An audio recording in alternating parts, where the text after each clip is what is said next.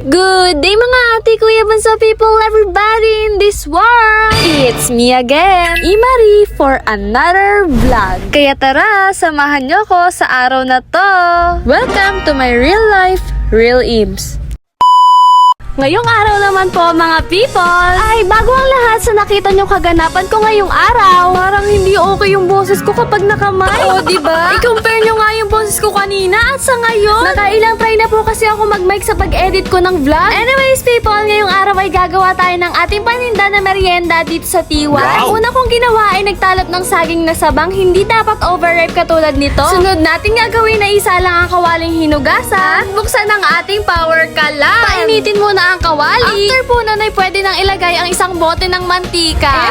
Mga kalahati lang naman po pwede na. Tipid-tipid moments muna tayo, no? After 5 minutes po ay mainit na ang mantika na nilagay ko, kaya ready to swim na ang binalatan ko kanina na saba. Fast forward po mga people. Hinango ko na po lahat ng saba na pinrito ko. Sunod naman po natin gagawin ay maglagay ng asukal sa kawali. Kailangan po itong pakuluin para dumikit ito sa mga pinirito nating saba. Ay sige, langoy-langoy well muna kayo hanggang sa magsidikitan na ang mga asukal. After so many langoyan nga po ay pwede na silang hanguin. Ipahinga lang po natin ng kaunti at saka natin sila tuhugin ng stick. Kada stick po pala ay may 3 saging na saba, kaya ang nagawa po natin na merienda ngayong araw ay 7. Pero hindi lang yan ang ating lulutuin. Nagkayat din po kami ng mga kamote at sinalang na rin po namin sa pinagprituhan ng banana cube. Ibabad lang po natin ang kamote hanggang sa lumambot na ang texture. Wow, in fairness, ang ganda nga po ng kinalabasan dahil nagdikita na rin ang asukal habang pinapalambot namin ito sa mantika. Ayan, napuputulan niya ng hininga. Ayan, fast forward. Finally, ay nakatapos na tayo magluto.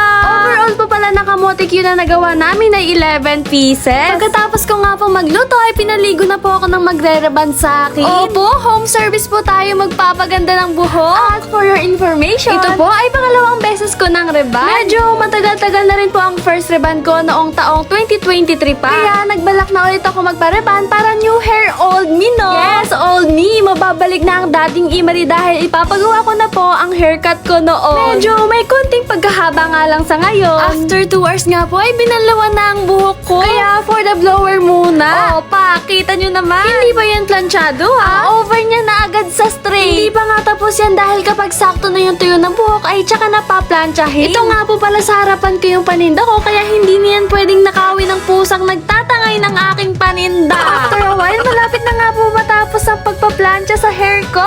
In 1, 2, 3, bongga! Mala shining, shimmering, splendid. Okay, mag-vlog ka na lang. Sunod naman po na ipapahidan ulit na. Hindi ko alam. Nakalimutan ko po kung ano yung pinahid. Basta, ayan, papahidan na ulit ang buhok ko. Oh, ang siya na talaga ng trusted hairstylist. Talagang mapapaulit ka ng reban dito dahil sobrang ingat niya po maghawak ng buhok. Napakagaan at higit sa lahat, hindi minamadali ang oras. Kapag kasi minamadali ang oras, hindi magiging maayos ang kalalabasan ng reban, diba? Alas 12 na nga po ng hapon nakarating dito sila papa, kaya naisipan na namin bumili ng dambuhalang yelo. Naging everyday routine na nga po namin dito bumili ng yelo sa sobrang init. Imbis nga po na magluto kami ngayon ng uulam, ay nag-order na lang ng ulam si papa sa sobrang dami ng schedule sa araw-araw. Tinatapos na muna po namin ang pagpapahid sa aking buhok bago magkainan ng Bicol Express at Menudo.